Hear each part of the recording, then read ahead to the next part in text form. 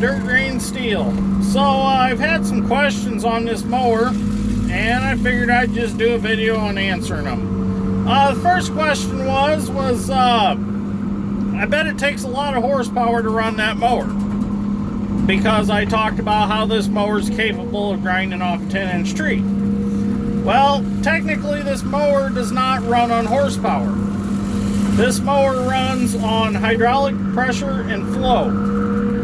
So this excavator runs at about 5,000 to 5,500 psi of hydraulic pressure, and this mower was sized to this excavator. When we bought this mower from Diamond Mowers, our salesman called us and got all the specs on the excavator that it was going to go on. So this mower, oops, darn it.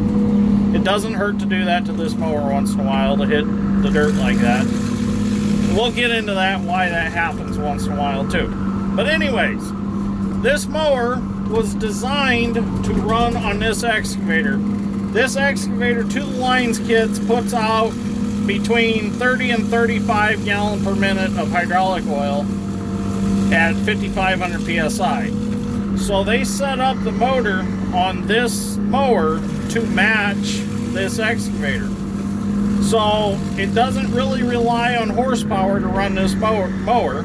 It just relies on the supplied oil from this machine.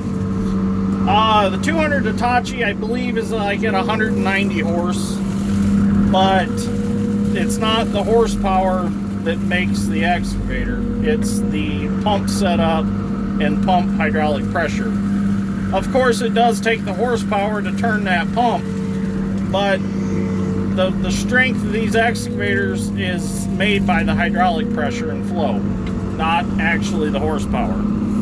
So you're not actually you're not actually taking that horsepower and putting it through gears and shafts to get it to the ground. You're taking that horsepower and you're converting it to hydraulic power to put that power to the ground. So anyways, another question I had was, somebody said, I don't remember who it was, they asked me if it was my first time running this, because I don't know if they just thought that I was not being a perfect operator with it or what.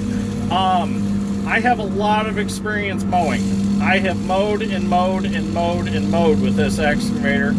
I don't even know how many miles I've mowed with this, to be honest with you. Not with this mower. I had an older Roanoke brush axe, which Roanoke brush axes are supposedly no longer in existence.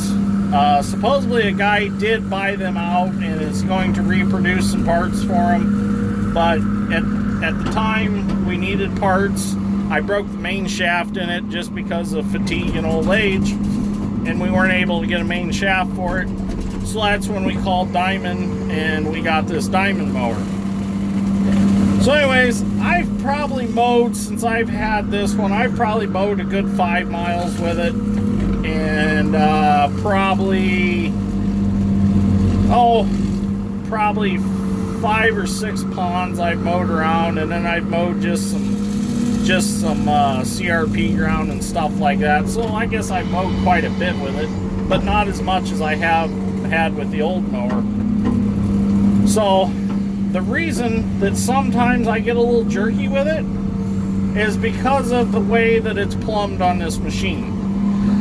I need to change the plumbing on this machine. I need to tie both hydraulic pumps together.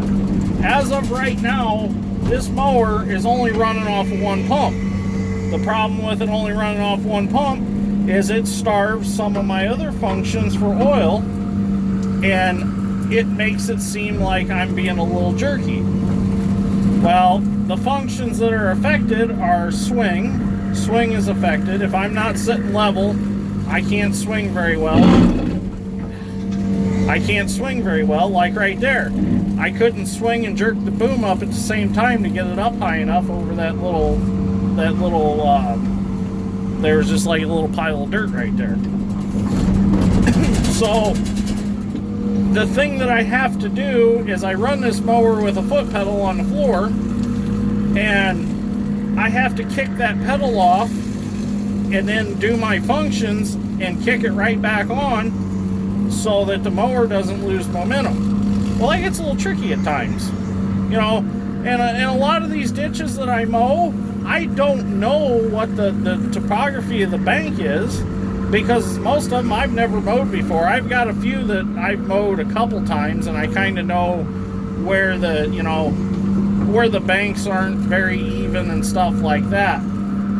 So like this bank, I haven't mowed this one in a long time, and I just simply forgot that there's kind of rough areas in it. Like right here's a washout, but once you come out of that washout, you got to be careful because the bank's going to start again, and I don't know where that's at right now because of all the puzzle weeds.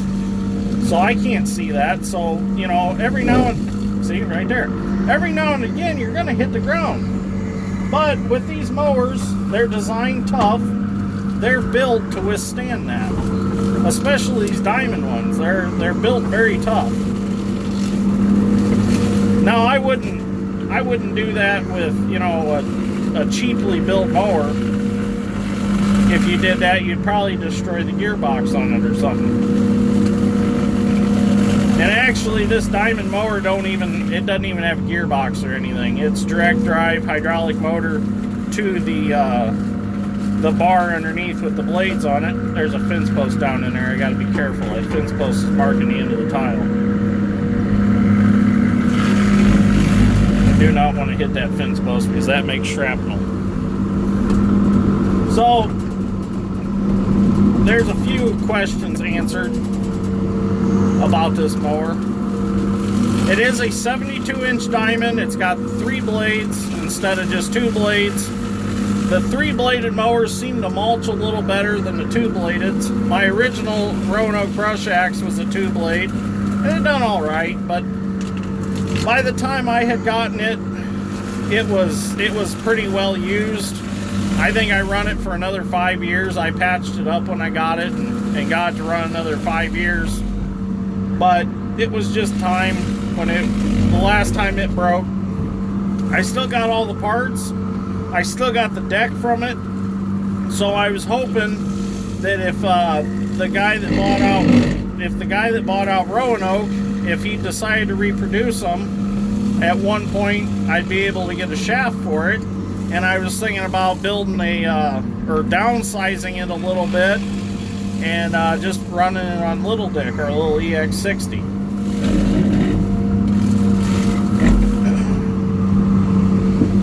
And you know that comment that I talked about that, you know, I took as maybe I was running this a little rough. Maybe I just took it wrong.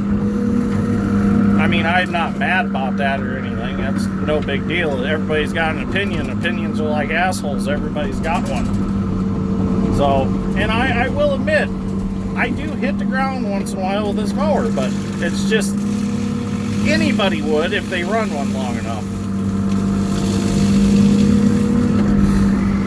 And like I said before, I don't know, you know, where the different variations are of the actual ditch bank. You know, the weeds can grow up, and they can grow up and match each other and all look level. Well, I can't see that. And I will tell you this, in my video the other day, I thought that this excavator had kind of an issue. It seemed to be a little down on power, down on RPMs, and without the RPMs, it's not spinning hydraulic pump fast enough to make the flow that I need. Well, I realized that for some reason, when this excavator's in auto idle mode, it's cutting back my RPMs on the engine. I shut off auto idle, which auto idle should only work after the controls have not been touched for like 4 or 5 seconds, I believe, and then it'll automatically idle the engine down. Well, auto idle should not affect anything else. Well, I discovered if I shut auto idle off, the excavator RPMs are normal. So I don't know if it's just this machine's getting older and maybe it's got a slight glitch somewhere in it and auto idle's just not letting it run wide open, or could it have been the 2 fires that it has had. It had a couple fires back by the batteries And I fixed the wires. I've soldered them and heat shrinked everything. And I'm just wondering if maybe there's just maybe some ohms of resistance that aren't quite right because of maybe wire size, and maybe that's affecting, you know, what the computer thinks for the throttle. I don't know. But with auto idle turned off, I have full RPMs, and I've gotten a lot more performance back in the mower head because of that. I wish I would have caught that the other day, but I didn't. So it kind of seemed a little doggy, and it wasn't grinding stuff off like I was used to.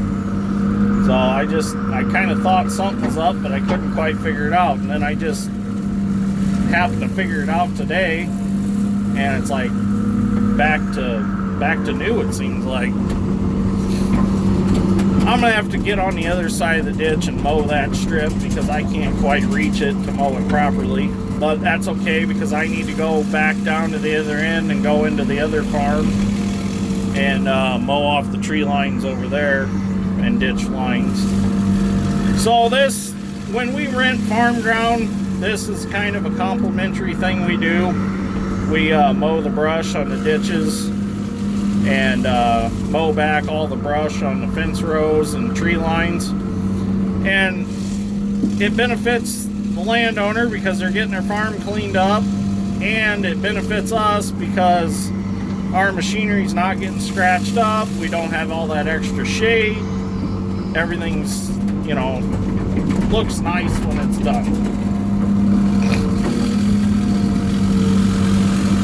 Now this ditch don't really have a lot of puzzle weeds on it, but, I'm sorry, it don't have a lot of brush on it. It's got a lot of these damn puzzle weeds on it. And Dad wants to dig it this spring to clean it, so I brought the mower over here to mow it all off so that he don't have to try to look over all those weeds while he's digging. Just make his life a lot easier. I'll probably end up digging it, truth be known. That's alright. Get my new 7-foot ditch bucket out here. Well, it's not new no more. I've used it quite a bit since I've got it, but you all remember when I got it, it was brand new. First new bucket I've ever got to have.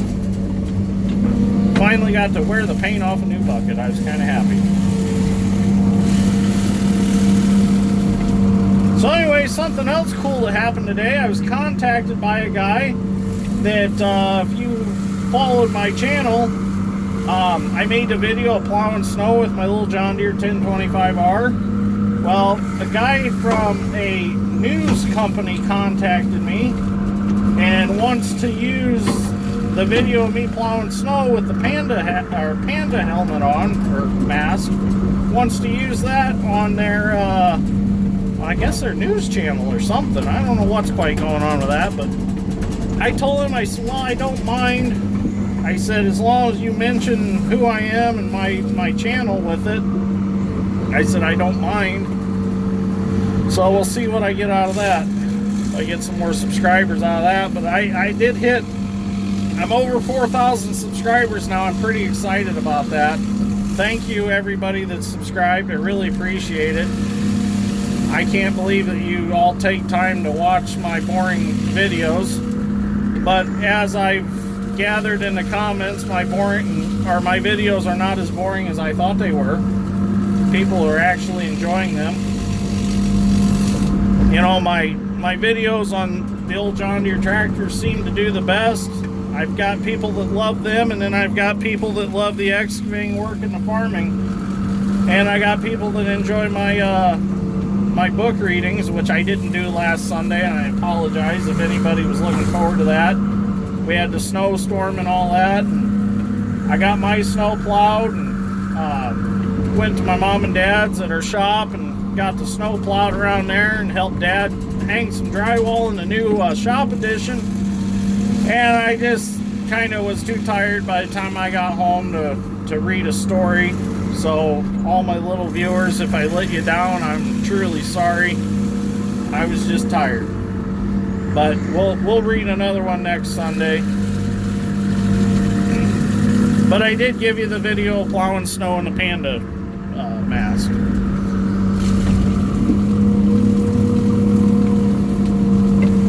So anyways, I think we're going to end this episode right here because it's already 15 minutes long. Maybe we'll do a live video. I don't know. Maybe we'll do that later today because I got quite a bit of mowing yet.